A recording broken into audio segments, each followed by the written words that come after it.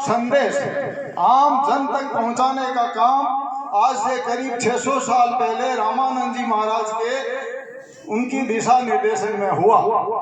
उनके शिष्यों में सतसाहेब कबीर साहब ने पूरे उत्तरी भारत के अंदर कबीर वाणी का प्रचार किया। धन्नो जी महाराज का जन्म टोंक जिले के चोरू गांव के अंदर हुआ था और बाल्यकाल में वो अपने ननियाल धुआं कला चले गए थे।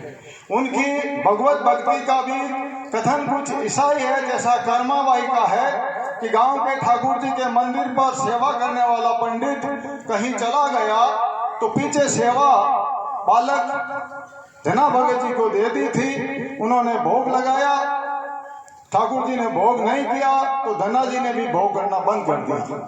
जब धना भगत आमरण अनशन पर बैठ गए तो आखिरकार ठाकुर जी प्रकट हुए और धना जी को भी भोजन कराया, ठाकुर जी ने भी भोजन किया। धना भगत के बारे में ये कहा जाता है जैसे गुरु नानक साहब हुए थे, उनके पिताजी भी खेती के लिए खेत में भेजते थे चिड़िया उड़ाने के लिए। तो गुरु नानक कहते थे रब की चिड़िया रब का खेत, चुगो ये चिड़िया भर भर पेट, कोई चिड़िया नहीं उड़ाते थे। इसी तरह धना भगत जी भी जब खेती करते थे तो कोई गाय पशु आते थे तो उनको तगाड़ते नहीं थे। तो भगवान को दया आई कि ये सारे पशु इस खेत को उजाड़ देंगे, तो भगवान खुद खेत की रखवाली करने आते थे।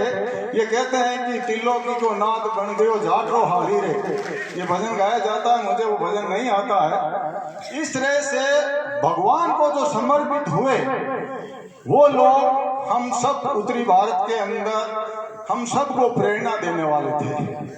यह स्थान रामदास जी शामदास जी का है। रामदास जी शामदास जी 300-400 साल पहले हुए थे। उनके बाद में हम जब मेरी उम्र भी 62 साल की है, जब हम छोटे थे तो यहाँ पर कबीर के पद गाया करते थे। मदन दास जी दरोगा महाराज साहब थे हसलाव के, उनके साथ में हमारे लक्ष्मण दास जी साथ, कुंजी सांगवा, मेरे पिताजी मनरूप जी, भूरो जी बाम्बी, 5-10 आदमी यहाँ पर सत्संग किया करते थे। फिर उसके बाद में यहाँ पर पगड़ियों की स्थापना हुई और फिर इसी गांव के गरीबदास जी महाराज का उद्भव हुआ और उनकी भगवत भक्ति से ये स्थान चौमुखी विकास किया और आज हम सब के लिए एक भगवत भक्ति का एक इतना बड़ा केंद्र ये बना है। महाराज साहब का सबसे बड़ा काम मैंने मेरी इनके आशीर्वाद से टोंक के अंदर किया। जब पहला लॉकडाउन लगा था तो आपको भी घरों से नहीं निकलने दिया जाते थे। तो टोंक जिले में शहर के अंदर बहुत गरीबी है। हमारा कलेक्टर चिंतित हुआ कि लोग भूख से मर जाएंगे। तो मैंने कहा साहब यहाँ धना भगत हुए थे और धना भगत के बारे में यह कहा जाता है कि वो संतों की इतनी सेवा करते थे कि लगातार 3 साल काल पड़ने पर सारा अनाज उन्होंने खिला दिया।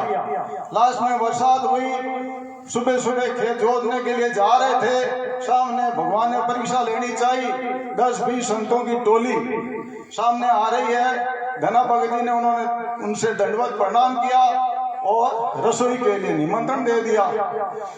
भगवान के रूप में जो संत है, कह यार धना जी आपके बारिश हुई है, खेत जोतने के लिए जाओ। नहीं महाराज भोजन करना होगा। घर ले गए, इतना ही अनाज था 5-7 किलो, बिजली में वो लेकर के गए। उस जमाने में चक्कियां नहीं थी। धना जी की लुगाई और धना जी खुद ने गट्टी पीस करके आधा पौन घंटा में उन सभी संतों को खिला दिया।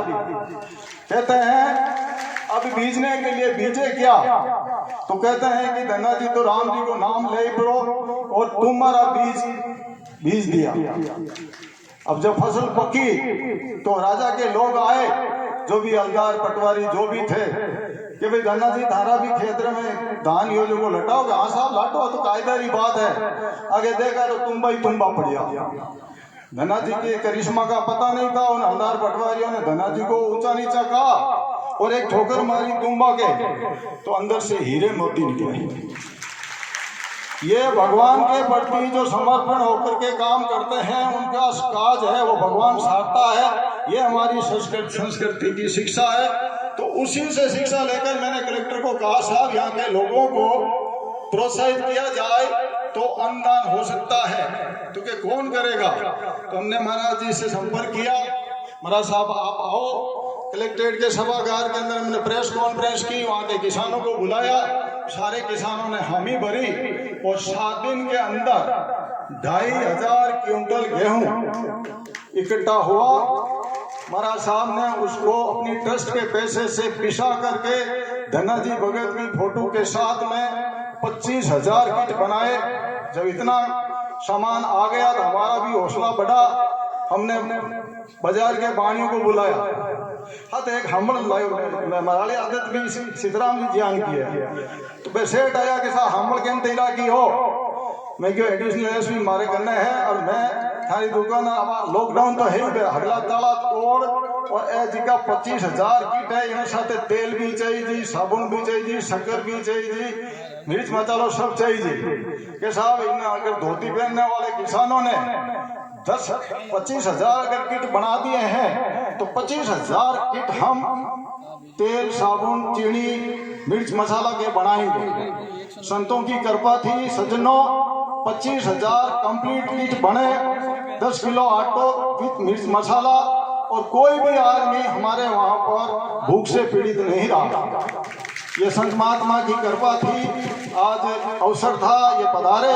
तो मैंने भगवत भक्ति के लिए जो काम करता है और वो हमेशा ही आगे बढ़ता है। हम भी आज यहाँ हैं तो हमारे पिताजी की यहाँ भक्ति की हुई उसी के कारण है, बाकी यहाँ चढ़ने का बिना सन्यासी के ऊपर चढ़ने का अधिकार नहीं होता। जय हो धना भगत की जय हो, रामानंद जी की जय हो, रामदास जी महाराज की जय हो, जय हो।